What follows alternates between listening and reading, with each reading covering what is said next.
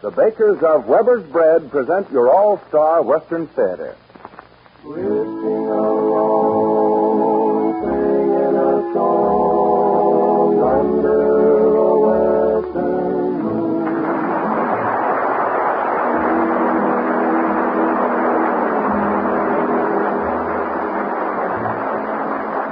From Hollywood comes your all-star Western Theater, starring America's great Western singers Foy Willing and the Riders of the Purple Sage in music, song, and a story of the wide open spaces. My name is Cotton C. Clark, and here are the Riders of the Purple Sage.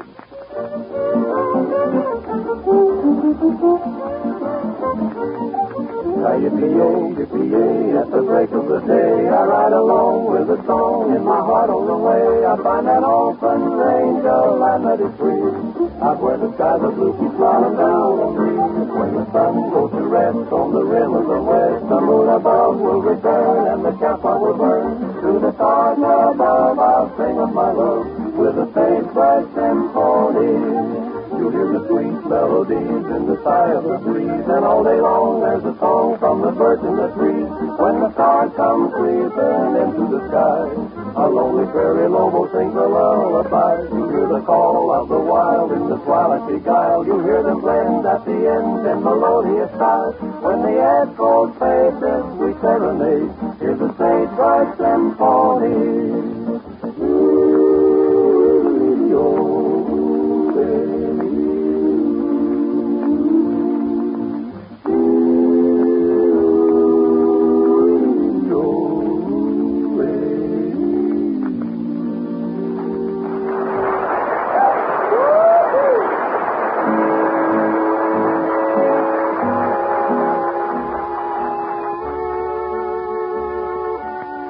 Back in the days of the early West, when the wild frontier had still to be settled, the pioneers had few of the niceties of life that we enjoy today. But one thing they shared in common with modern Westerners was love of good food. That's one reason why Weber's Bread is so popular with Southern California families. Weber's Bread is good food. Well mixed and well baked, Weber's Bread has a firm, even texture, a golden brown crust, and a distinctive flavor enjoyed by young and old. At breakfast, lunch, or dinner, Weber's Bread appeals to the eye and satisfies the appetite. Next time you go shopping, try Weber's Bread and try it. Your entire family will enjoy Weber's, the good bread in the blue gingham wrapper.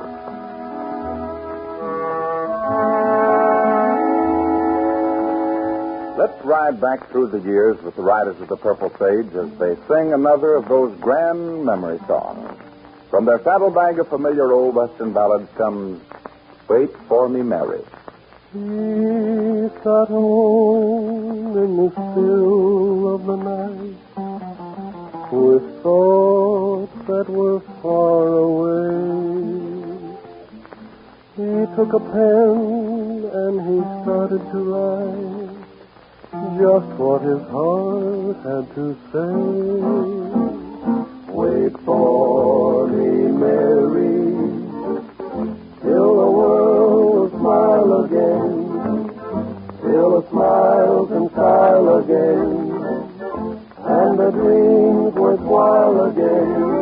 Wait for me, Mary, by the moonlit garden gate, where my heart and I would wait for you. There are so many things I want to tell you, little ones that I never told before, and I hope that it won't be hard to tell you all the dreams I have in store. Wait for me, Mary, till the world again, till I bring my love again to you.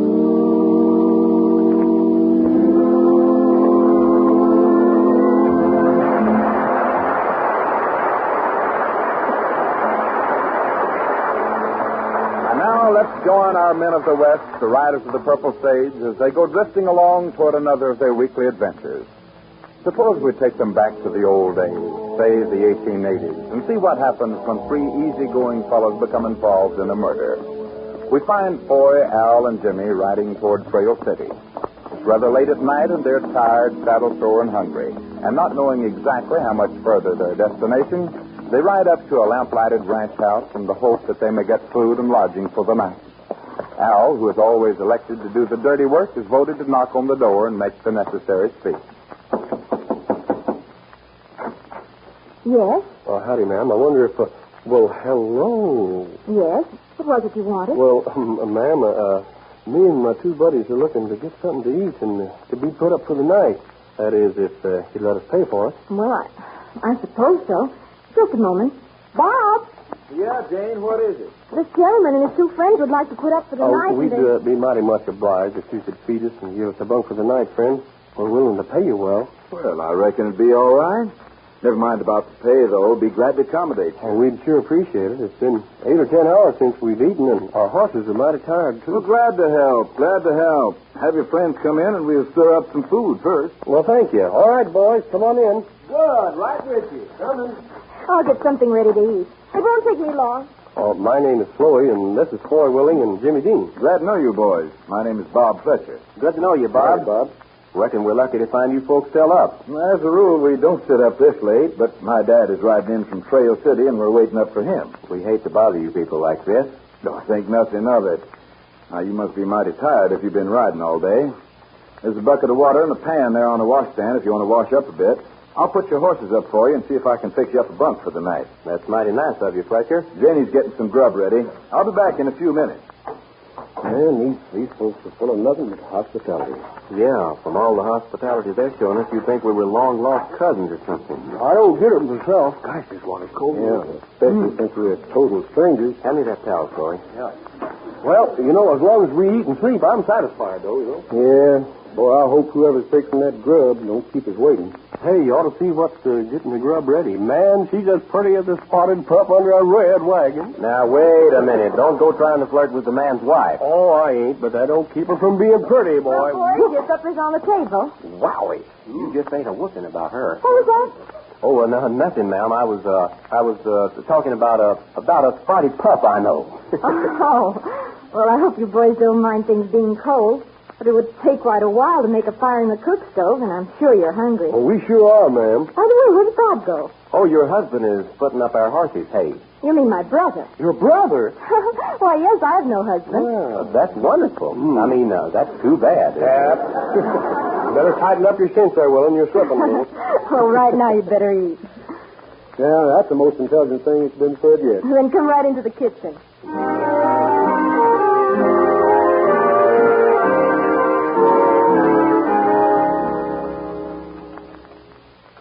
Miss Jane, this grub is nothing short of the best in the West. I'm glad you like it. Here, have some more turnip greens. Don't mind if I do. You might pass me some more of that there sorghum molasses, boy. Yes, here you are. And what can I pass you, Mr. Dean? A couple more biscuits, I reckon. Dean, you know better than that. Well, I guess you better make it just one more biscuit. No, you eat all of them you want. I wish they were hot. Boy, this here sausage is mighty fine. Well, boys, your horses are cared for and your bunks are ready. We don't know how to thank you folks for all of this kindness. I think nothing of it. We're happy to be of help. Oh, we're going to pay you, of course. You'll do no such thing. Wouldn't hear to it. We sure do appreciate it. Yes, sir, I'll say. You boys planning on going to work in this part of the country? Oh, well, we hadn't thought much about it. We generally stop off somewhere for a few weeks' work. That is, when our money runs low. And we ain't too rich right now. Oh, well, I don't wish you any financial hard luck, but I hope you need work now. What do you mean? I might as well come on out with it. Guess you men wonder why we gave such a big welcome to three strange men so late at night. Yeah, we thought of that. Well, we need help here on the ranch mighty bad. Are hands scarce in this part of the country? Mighty scarce. I just got back from Granite City a few minutes before you fellas showed up, and Dad and Jake Ballard, our foreman, are due in from Trail City most any minute. We've been scouting around for hands all day. We have no one but our foreman and Bob left. What brought on all of this shortage, help? A couple of weeks ago, some prospectors supposedly struck gold up at Ore City near the state line, about a couple of 100 miles from here. Everybody and their dogs headed in that direction to get rich quick. It's a serious problem, not only for us, but for the other ranchers in this section. Yeah, I see what you mean. Maybe I shouldn't have told you boys about it since I want to hire you so bad, but Yeah, you'd find it out anyway. How come Ballard, your foreman, to stay? Well, Jake's been with us since he was a kid, almost. You see, Jake's father and our dad were partners in a lot of business deals, and Dad's kept him through loyalty. Even made him foreman of the ranch, which is all right with me, because, after all, Dad's interests are my interests. That's a mighty big ranch, isn't it? One of the biggest in these parts. And being without help presents a mighty serious problem. All right, Fletcher, you can count on us. That is, for a while, anyway. Oh, that's fine, boys. The pay is 40 and keep. Hey, that must be Jake and Daddy coming now. Bob, Jane, something terrible's happened. What's wrong, Jake? Where's Daddy? He's in the wagon outside. Well, what's happened? Somebody ambushed us on the way in, Bob. Your dad is dead.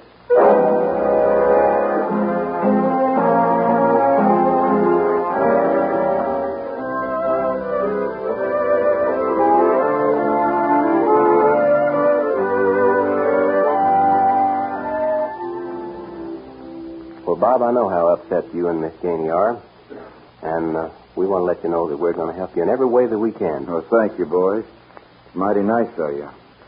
And I reckon there's no need to tell you how badly we really need you now. Bob, who would have wanted to kill your father? That's hard to say, Foy. In this country, every man is after all he can get. Dad could drive a hard bargain. And to be honest about it, he was cold-blooded when it came to business, but I can't think he'd do anything that'd warrant a man's killing him. Well, just exactly how did Jake Ballard describe the killing? Well, they were driving along and had just reached Sunset Pass when somebody opened fire and emptied their gun at Jake and Dad. 2 of the slugs found their mark. That's about all there was to it. Then I believe Jake said he whipped the horses into a fast run toward home. Yeah, that's right. Trying to figure out the killer is going to be a tough job. Well, I hope something will turn up. Let us know if we can be of any help. No, thank you a lot, boys.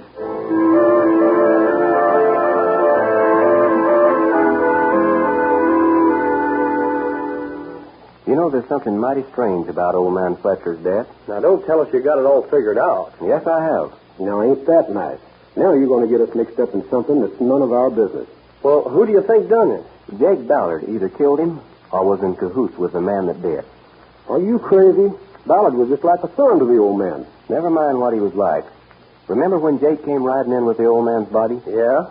He told Bob and Jane that he drove home like all get out from Sunset Pass? Yeah? So what? It's 2 miles to Sunset Pass, according to Bob. And when a man runs a team of horses 2 miles, they're going to be sweating like rain and panting like a pump. I think I'm beginning to get you. If you remember when we went out to bring in Fletcher's body, those horses were as cool as a cucumber. They had either been walked from Sunset Pass or carried. So, what does that prove? It proves that somebody's been lying. The next morning I went out and examined the wagon. There was a bullet hole in a sack of feed, and there wasn't any powder burns on it. Nobody shooting from ambush from the side of the road could powder burn that sack. Right. Suppose we just keep quiet on the subject for a few days and keep our eyes and ears open to every move that Jake Ballard makes. Yeah. But why would Jake kill him, and where would he profit by it? That's what we've got to find out.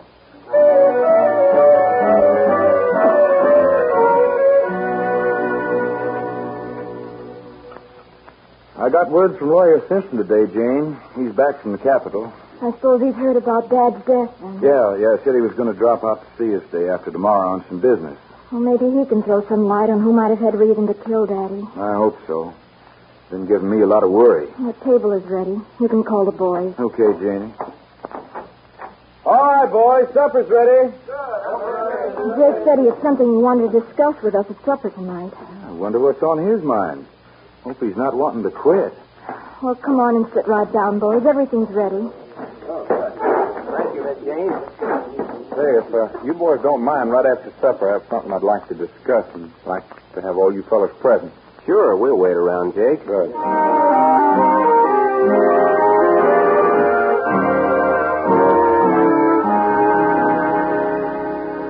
Mighty fine cooking, I'm telling you.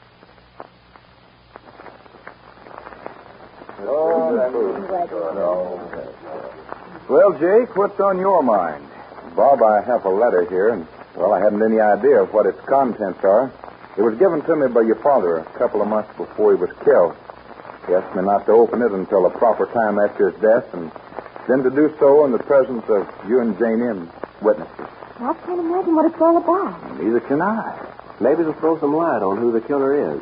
Well, let us hope so. Miss Jane, I'm going to suggest that you break the seal and read it to us. I'd rather Bob would do it. All right, Janie. To my dear children, Bob and Jane, I am writing this so in case of my death there will be no misunderstanding regarding my properties. As you know, Jake Ballard's father and I were the closest of friends. After his death, I took his son to raise. I owe John Ballard the credit for all of my success. Therefore, I feel that I am only doing what is right when I ask my two children to share with Jake all of my properties, money, and holdings. This is the way I want it to be, and I hope there will be no objection. With deep love and affection, your father, Jim Fletcher. Bob, I don't know what to say to you and Miss Jane. I had no idea that was what the letter was about. It's all right, Jake. That was the way Dad wanted it. That's the way it'll be. That's right, Jake. I'm sure Dad knew it was best. Folks, this is kind of a personal thing between the three of you, so I reckon we could be excused now. Sure, that's all right, boys. And thanks for staying.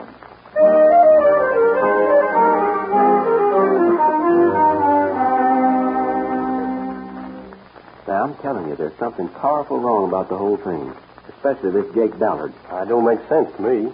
The old man must have written that note, all right. Otherwise, Bob and Jane could have told. Well, if you ask me, that's a funny way to leave a will. Yeah, come to think of it, it is. Especially for a big layout like this. Oh, here comes Bob now. Well, boys, how's things going? Fine, Bob. I guess you, Miss Jane, and Ballard have come to an agreement on how you'll operate from here on. Yeah, that's right. We're going to have Lawyer Simpson put everything in legal form. This is going to mean quite a lot to Jake, isn't it? Third interest in $250,000 worth of property and money and stock. That was mighty nice of your Dad. I can't quite understand it. But I reckon it's all right if he wanted it that way. By the way, who is this Lawyer Simpson? He handled all of Dad's business and legal affairs for him. He offices over at the county seat. I was just wondering. Oh, by the way, do you mind if we go into town this afternoon? Or would like to stretch our legs a bit? No, it's quite all right. You've gone through enough with us the past few days. Go out and have yourself a good time.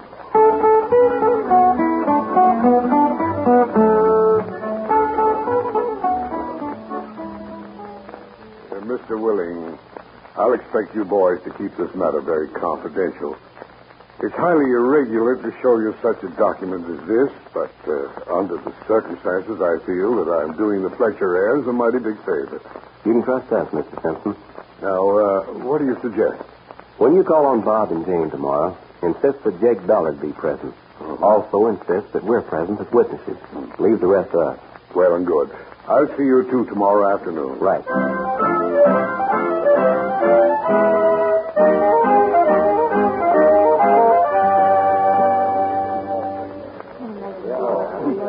I'm glad you came out, Mr. Simpson. Yeah. There's some legal work we wanted you to prepare for us to carry out the wishes Dad left in this letter to us. Well, we'll get around to that after we discuss some other matters.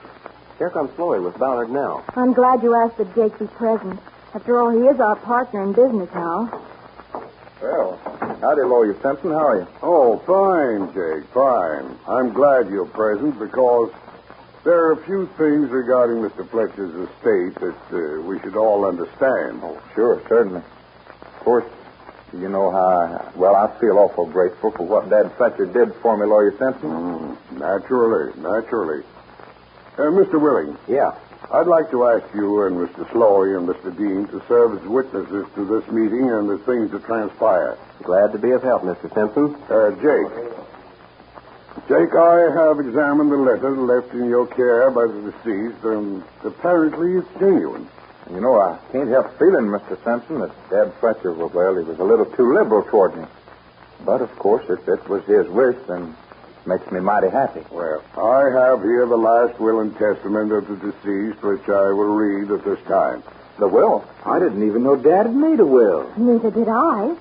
We had discussed it with him many times, and, he always told us that such a thing was unnecessary, since Bob and I were his only heirs. Just when was this will made, Mr. Simpson? About 6 months ago, Jake, and on my insistence, since he had decided to include you in the estate. But I don't understand why... If you don't mind, Jake, we'll explain everything after I read the will. It's short and is as follows. I, James Fletcher, being of sound mind, do hereby bequeath 1/2 of all my earthly holdings and possessions to my daughter Jane and my son Robert. I hope my children will understand my liberal attitude, as I provide for Jake Ballard, the son of my good friend and partner, John Ballard, deceased. All my success and wealth I owe to the kindness of John Ballard. And I feel justified in having Jake Ballard share my earthly properties, holdings, and money. Therefore, I bequeath to him 1/2 of said property. 1/2? Hey, this doesn't make sense.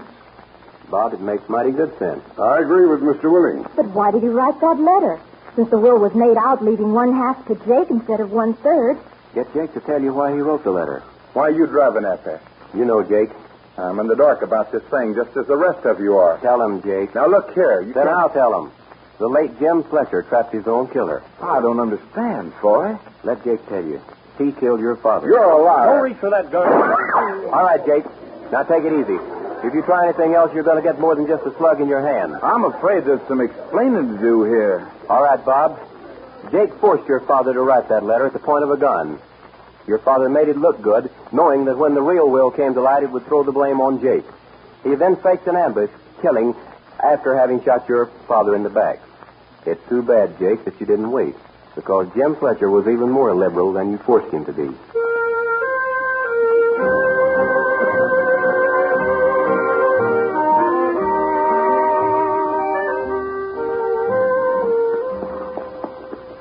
Well, I reckon you'll be bragging for the next 6 months how you tracked down old Jake Ballard. Yeah, I reckon it will. Foy Willing, the great cowboy detective. All right. You guys don't have to rub it in. Well, I don't understand why you wanted to leave the Fletcher place. We could have had a job there as long as we wanted it. A job? Who wants a job? Well, I'd been satisfied just hanging around Jane Fletcher myself. Oh, but that wouldn't have made her too happy, I'm afraid. Oh, I don't know about that. Well, anyway, we've got over $100 in our jeans. Where do we head for? Well, I hear there's a big rodeo next month over at Carson City. Well, we're heading in that direction. Let's go. Let's go. Drifting along, singing a song.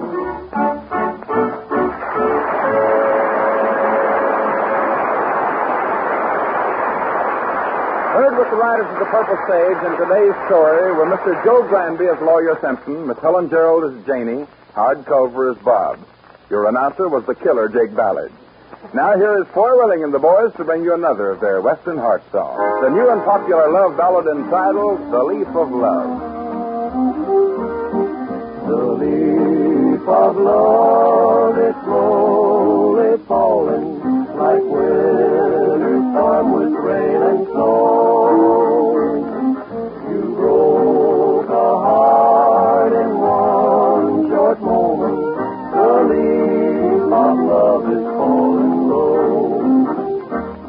I'll never forget at our first meeting. Maybe it was meant to be.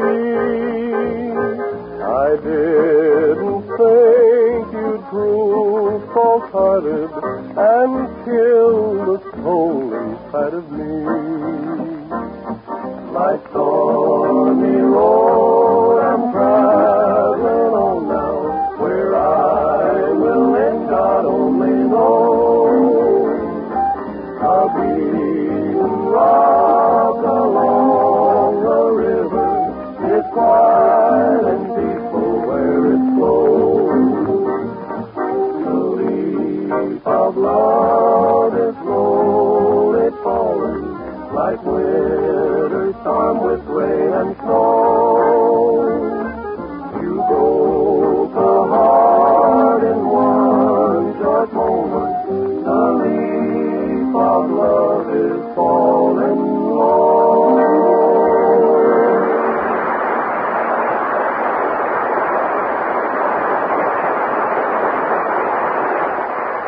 Well, now suppose we call on the great cowboy detective himself to tell you what the riders of the Purple Sage are going to sing next. All right, you guys can stop that cowboy detective stuff. Okay, Sherlock, we won't say another word about it. Well, I expect we'd better get back to Western music and song. Here's one, Cotton, we hope will please the folks. It's an old-timer called The Train Whistle Blues. Well, all aboard. We're listening. Let's go, boys. When a woman gets the blues, she hangs her little head and she cries. When a woman gets the blues, she hangs her little head and cries. When a man gets the blues, he grabs the first train and flies. Every time I see that lonesome railroad train, every time I see that lonesome railroad train, it makes me wish I was going home again. Look yonder, coming down the railroad track, coming back. Look yonder, coming down the railroad track. With the black smoke rolling from that old smokestack.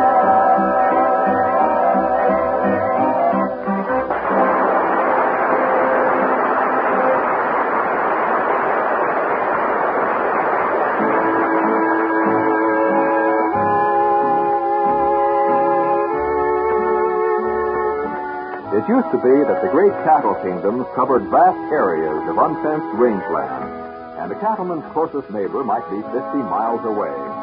Little wonder that strangers riding by were heartily welcomed and provided with food and shelter as a matter of course. That was the beginning of the traditional Western hospitality.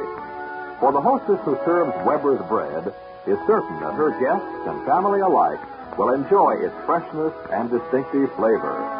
As toast for breakfast, sandwiches for lunch, or in between snacks, and when served with more elaborate meals, Weber's bread is always an enjoyable, substantial item on the menu.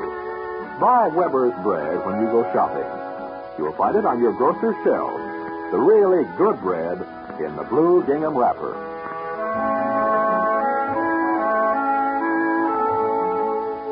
A song of the West depicting a cowboy's religion comes your way now from the Riders of the Purple Sage as they blend their fine Western voices to sing Cowboy's Heaven.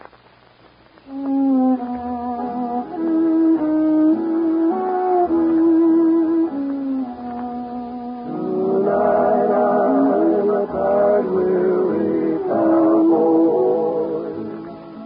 I've been in the saddle all day.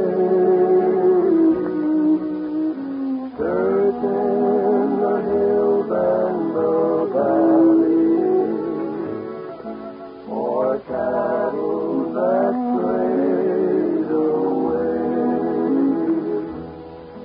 Oh, pain is tired and lame weary. His feet are broken and torn. But someday our work will be over, and we'll ride on that other shore. Laying wrapped up in my blanket,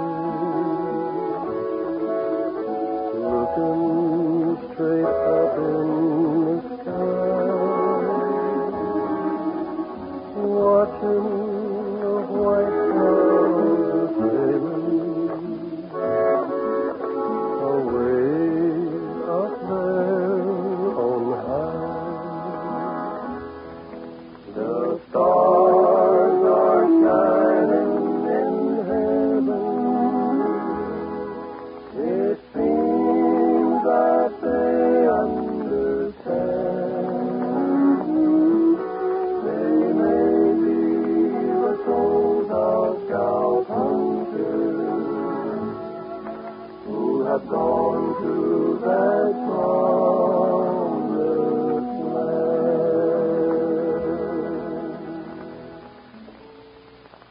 Folks, this is Foy Willing again. It's been mighty nice keeping company with you today. And we hope you'll all be on hand next week. Until then, from Al Sloy, Jimmy Dean, myself, and all of the Riders of the Purple Sage, so long and good luck to you all.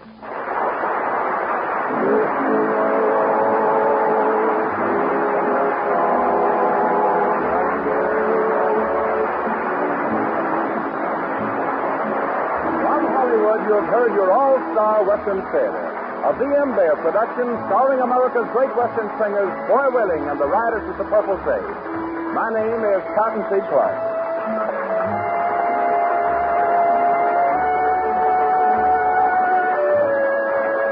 This program came to you from Columbia Square.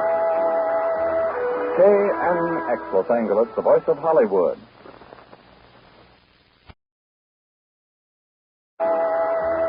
KNX Los Angeles, the voice of Hollywood. Angeles, the voice of Hollywood.